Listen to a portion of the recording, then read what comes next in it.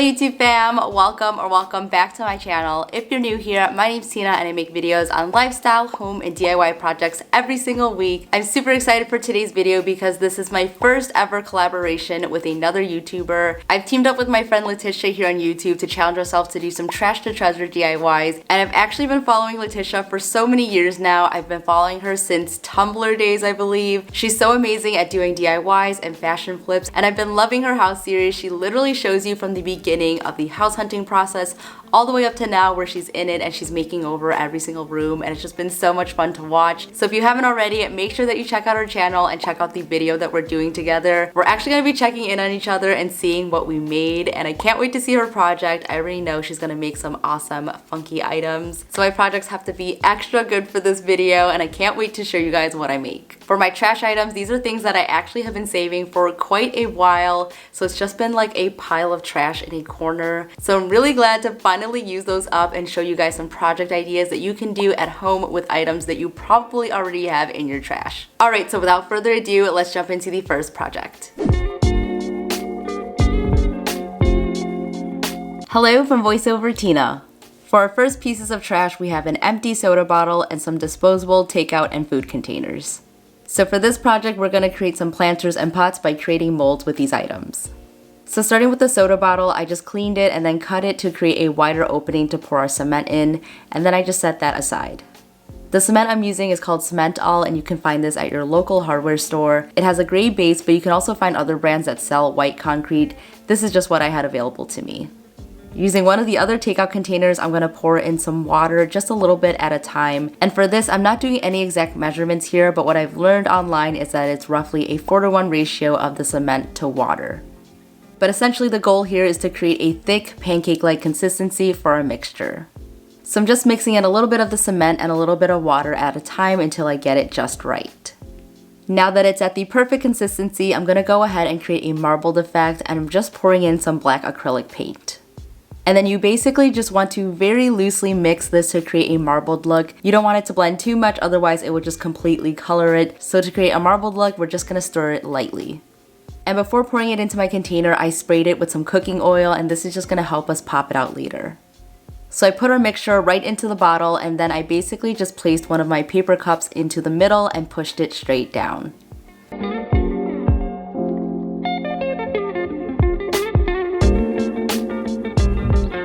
And at this point, I realized that I should have made more cement for my container because it wasn't quite high enough, so I ended up mixing more of that marbled mixture, and then I just poured it onto the sides. To keep our cup centered, I just taped it down, and I also ended up adding in a little bit of weight to it later. Before we let it set, I just tapped it onto the sides, and I also tapped it against the table to try to release some of the air bubbles. Now I'm letting that set aside to cure, and you'll notice that as it's curing, it'll actually become burning hot, and then it will cool down as it's hardening, and that was a really cool feature that I didn't realize would happen. I had some leftover cement and a few other containers that I wanted to use up, so of course I had to experiment, and I basically used the same steps that I just went over. For one of them, I just mixed up a red and an orange, and I stirred it up all the way to create this tannish pink color. So doing this is going to give you one even color throughout, and I think it looks gorgeous.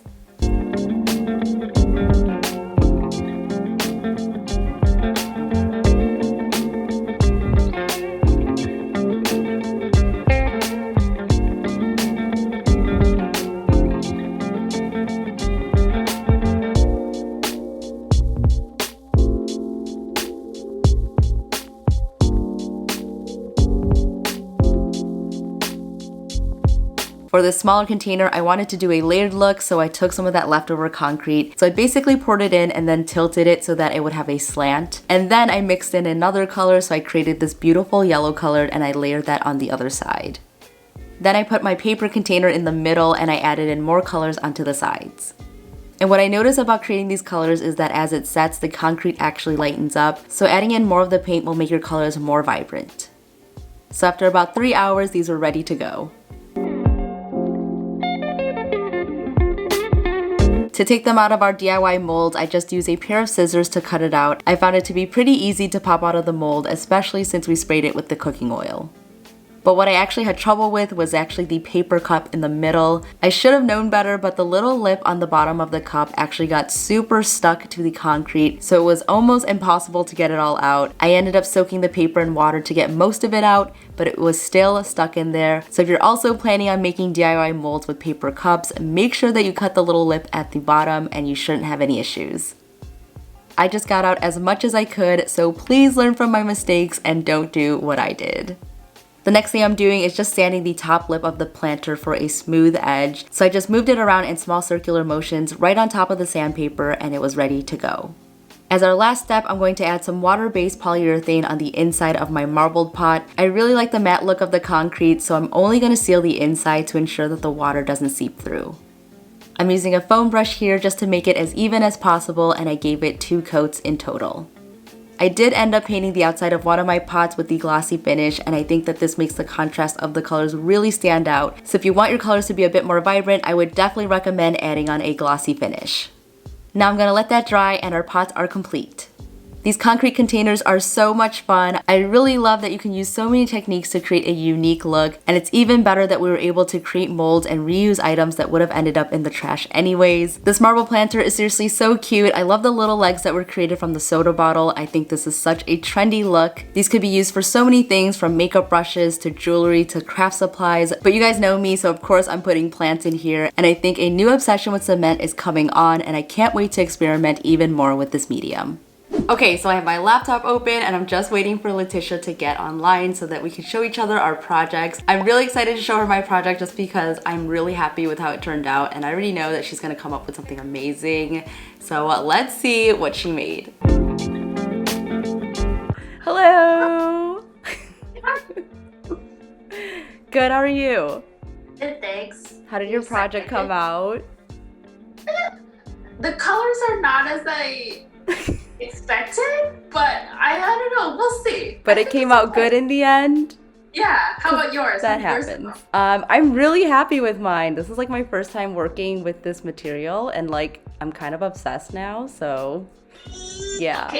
Okay, you show me yours first. Oh my god. Okay, how about I show you and then you tell me what you think I made it out of. Yes! Okay, I was gonna say that. Okay. I feel like you're gonna be able to tell, but anyways.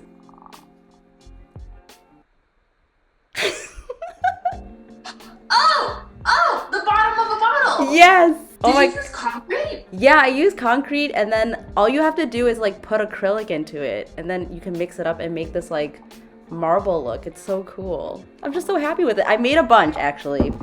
Yeah, because I had like some left over, and then my too much jean like came out, and then I made this like little one from a water bottle. I love that. They kind of look like tire treads. Oh, it kind of does. And I was like, maybe I could paint this or something. I don't know. But I was like, I feel like Letitia could have this marbled one in her place. I would 100%. I would have both of those at my place. I'm excited I'm going to learn your tutorial, and then I'm going to practice it myself because I've never worked with concrete, and I've been wanting to. So it's nice to know that it's not as hard as I expected. No, I was kind of intimidated too, but I was like, oh my god, like you could literally just color it with acrylic and it looks awesome. And I can already imagine like all like the fun, funky colors that you'll use. So I'm really excited to see. Like your nail color. Okay, let's see. I've done this color combination before on my nails. I don't know if it works. I'm on the fence on whether I like it or not, but okay. Wait, it's so cool. Oh, this is the Ferrero Rocher box, right? Yes. Oh my god, I love it. That is so cool. Okay, and then I made it into a that is so smart. jewelry holder. How did you get the purple foam? I had upholstery foam, and then I cut it, and then I spray paint it. No, wait, and then I cut the little things, and then I spray painted it. Oh my god, that is so awesome. Box. I love that it's cute and functional. Yeah, it could have been just the box, but I'm like, no, I can't do that. Not for a Tina collab. I gotta up my game.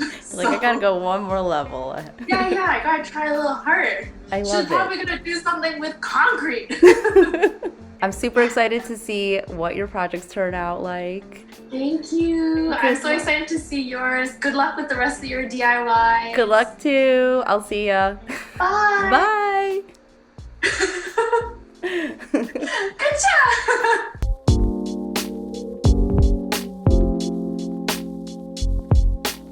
Oh my gosh, that was so much fun sharing my first project with Letitia, and now we're on to the next one using some toilet paper rolls. I've been hoarding them for quite a while and I have 18 rolls saved up, so the first thing we're going to do is just to take them apart and rip them into small pieces. I want these pieces to be quite small, especially since the toilet paper roll is a little bit more on the thicker side, but this project can be done with so many other types of paper products. I've seen people do printer paper as well as toilet paper, but I thought that toilet paper rolls was great just because we're able to reuse an item that otherwise would have been thrown in the trash. I first saw this project all over YouTube and people were using pre-made paper mache that you could buy online, so I will link to that down below. I found Brandy Jackson's video to be super helpful, but most recently I saw Drew from Lone Fox actually do a version with some cardboard planter pots, so I knew that this project was going to be perfect to try with my toilet paper rolls, and I will link to both of their videos down below. So now that we ripped them all into teeny tiny pieces, I'm going to go ahead and soak them in boiling hot water for about 20 to 30 minutes. And you may want to adjust the soaking time depending on how easily the paper breaks down. It all just depends on how much you have. So I removed a majority of the water and just had a little bit sitting in our bowl, and the goal is to create a pulp, so I use my hand mixer and I'm going to give it a good blend. Using the mixer is really going to help it break it down into even smaller pieces, and at this point it really does look like ground beef or something, which is not pleasant, but I digress. To remove the excess water, I'm just going to take a handful of it and squeeze all the water out so that we only have the pulp. I moved it back into our larger bowl and we're ready for the next step. Next, I'm taking joint compound and matte Mod Podge, and I'm just adding a bit of each into our pulp and mixed it all up. You can use any type of PVA glue such as an Elmer's glue and that will work perfectly fine, and I basically did an equal ratio of both, and you just want to eyeball it depending on how much paper you have. I would err on the side of putting in less and adding in more as you need it, and our goal is to create a clay-like consistency. And at this step, you should have your vents on or a window open since the joint compound does have some fumes. Alright, so now comes the fun part of building our bowl, and I'm using a wooden medium-sized IKEA bowl as our mold, and I first sprayed it with some cooking oil. Then I placed a food wrap around it, and I don't have plastic wrap, which I think would work much better for this project, but I'm just making what I already have at home work for this project. And from there, we're going to start adding on our paper mache mixture onto the bowl. And as I'm doing this, I'm trying my best to make the width of the paper mache even throughout, and I'm pressing it onto the bowl all the way to the bottom edge. I found that it stuck to the bowl pretty easily, so you just have to build upon it until you get all the way to the bottom edge. I would also recommend wearing gloves just to protect your hands from irritation, especially since the joint compound is still wet. Next, I wanted to create a little foot on the bowl, so I used a paper cup to imprint a circle on it, and I used it as my guide. And you'll see that I'm taking small clumps at a time and I'm making it a little bit thicker just to ensure that it's sturdy. And if you notice your bowl is a little bit more on the bumpy side, you can go ahead and actually smooth it out. And I found that using a popsicle stick works perfectly for this, but you can also use your hands.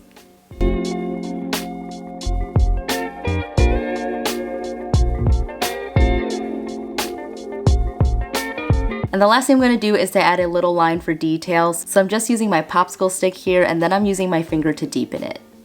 And there are so many other ways that you can add details to this, so you can add more paper mache so that the line sticks out, or you can even create a pattern for this. I think that would look so awesome as well.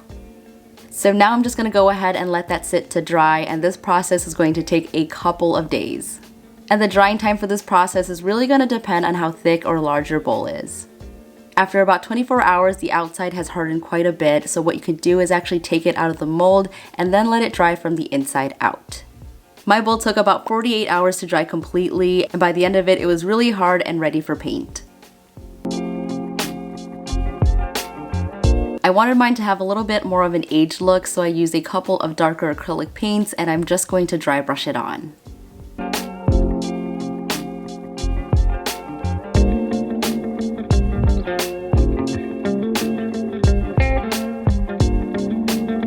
I also added on some water with some cinnamon, which adds a bit of texture and a nice warmth to the pot. And then on top of all that, I put on this off-white color, and this is a cool technique to try out just to get that darkness peeking through from the bottom.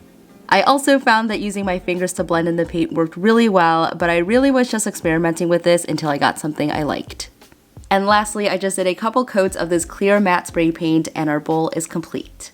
And oh my god, you guys, can you believe that we made this with toilet paper rolls? I am over the moon with how good this project came out. I think it looks so high end. And although the process is a little bit lengthy, I think that the steps were really simple and I just love how it looks. I'm really proud of how this project came out and I want to know your thoughts in the comment section down below. Did this project convince you to save all your toilet paper rolls? I would love to hear your opinion. So those were my projects for this collab video. As always, let me know in the comments which one was your favorite. I'm kind of obsessed with the cement one right now. There's seriously so many things that you can create with it, and if you've ever wanted to try out a cement project, I would say go for it. It was so much easier than I thought it would be, and I just can't wait to make even more. Like, look how cute they look back there. As I mentioned, this is my first collab ever, and I'm so glad to be doing it with someone that I've been following for so long. Make sure to check out Letitia's video so that you can see the rest of her projects. I actually have not seen them yet, so as this video is going live, I'm going to see them for myself as well. And I already know she's gonna create some really awesome pieces. I'll have her video linked down below as well as in the cards. I don't know which corner it's in, so make sure that you check her out, leave her some love, and subscribe. If you like this video, don't forget to give it a big thumbs up and subscribe down below if you're new to this channel. I have so many fun projects coming up, so I hope that you guys will join me. And if you recreate any of the projects from today's video, make sure that you tag me on Instagram so that I can see it, like it, and comment on it. I absolutely love seeing all of your notifications on Instagram, and it just makes my day every single time. I hope this video inspired you guys to create something out of your trash, and I can't wait to see what you make. Thank you all so much for watching and supporting this channel. Stay inspired, and I'll see you in the next one. Bye!